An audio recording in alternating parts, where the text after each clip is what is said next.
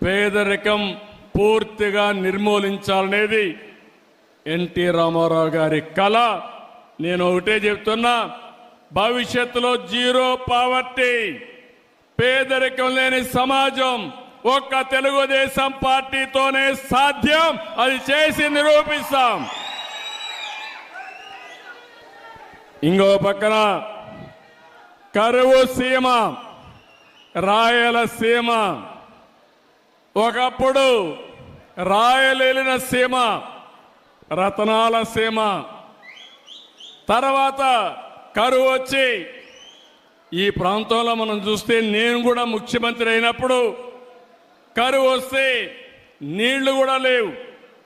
అనంతపూర్ లాంటి జిల్లా ఎడారిగా మారిపోతుందని శాస్త్రజ్ఞులు చెప్పడమే కాకుండా రాయదుర్గ ప్రాంతం అయితే ఎడారిగా మారిపోయే సూచనలు వచ్చాయి. ఎడారిగా మారకుండా నేను కొన్ని వందల కోట్ల రూపాయలు ఖర్చు పెట్టి పనులు చేసే పరిస్థితికి వచ్చాం.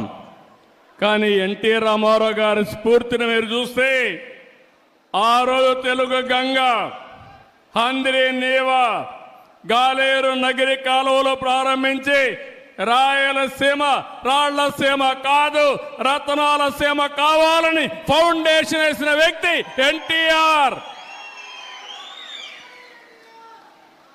ఈరోజు మీరు చూస్తే ఈ జిల్లాలో గండికోట ఆయన ఆ రోజు కట్టింది. అన్ని ప్రాజెక్టులు మనం చేసినంతా కూడా ఆయన కట్టినట్టువే. కాంగ్రెస్ పార్టీ ఏం చేయలేదు తమ్ముళ్ళు. ఈ జిల్లాలో నాయకులు కథలు చెప్పారు తప్ప ఏమన్నా చేశారా మీకని అడుగుతున్నా. ఈ జిల్లాలో ఏమైనా అభివృద్ధి అయిందా అని మిమ్మల్ని అడుగుతున్నా. తెలుగుదేశం చేసిన అభివృద్ధి తప్ప కడప జిల్లాలో ఎప్పుడూ వాళ్ళు ఏమీ చేసిన పరిస్థితి లేదు. నిన్న కూడా ఇరిగేషన్లో మనమే చేశాం, మళ్ళీ హామీ ఇస్తున్నాం. ఇరిగేషన్లో పెద్ద ఎత్తున ప్రాజెక్టులు కట్టాం. కానీ ఆ ప్రాజెక్టులో ఉండే నీళ్లు వాడుకోలేకపోతున్నాం. ఆ నీళ్లన్నీ కూడా సమర్థవంతంగా వాడుకోవడానికి ఈ కడప జిల్లా నేను అన్ని విధాలా సహకరిస్తానని మీ అందరికీ హామీ ఇస్తున్నా. అది కూడా ఇంకొక పక్క ఎన్నోసార్లు చెప్పాను, ఈ కడప జిల్లా తయారవుతుందని. మామూలు వరి పంట కంటే హార్టికల్చర్ పండ్ల తోటలు వేసుకుంటే రెండింతలు మూడింతలు. ఇంత మునుపు కూడా బనానా కానీ ఆరెంజెస్ కానీ దీనికి ప్రాధాన్యత ఇచ్చాం. మళ్ళీ నేను శ్రద్ధ పెడతాను.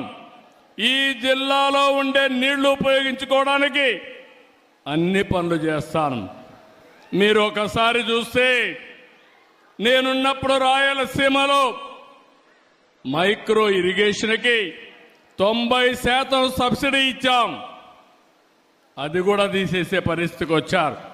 మళ్ళీ నేను వచ్చిన వెంటనే రాయలసీమ రైతాంగానికి మంచి జరగాలని ఈరోజు 90% సబ్సిడీతో డ్రిప్ ఇరిగేషన్ మీకు ఇస్తున్నానంటే అది తెలుగుదేశం పార్టీ. ఒక పక్క డ్రిప్ ఇరిగేషన్ వచ్చి, ఒక పక్క ఆధునీకరణ వచ్చి, ఇంకో పక్క హార్టికల్చర్ పంటలు వేసుకుని మార్కెటింగ్ అని ఎస్టాబ్లిష్ చేస్తే ఈ రాయలసీమకు తిరుగుండదు. నిన్న కూడా కేబినెట్లో మాట్లాడాను. రాయలసీమలో ఎక్కువ ఆదాయం వచ్చే జిల్లాలు చూస్తే కడప, అనంతపురం జిల్లాలు కూడా ముందుకు వచ్చే పరిస్థితికి వచ్చింది.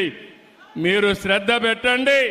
నేను ఒకటే చెప్తున్నా, ఈ రాయలసీమని ఈ కడపలో ఒకప్పుడు మీరు చూస్తే ముఠా కక్షలు ఉండేటివి, చంపుకునే సంస్కృతి ఉండేది.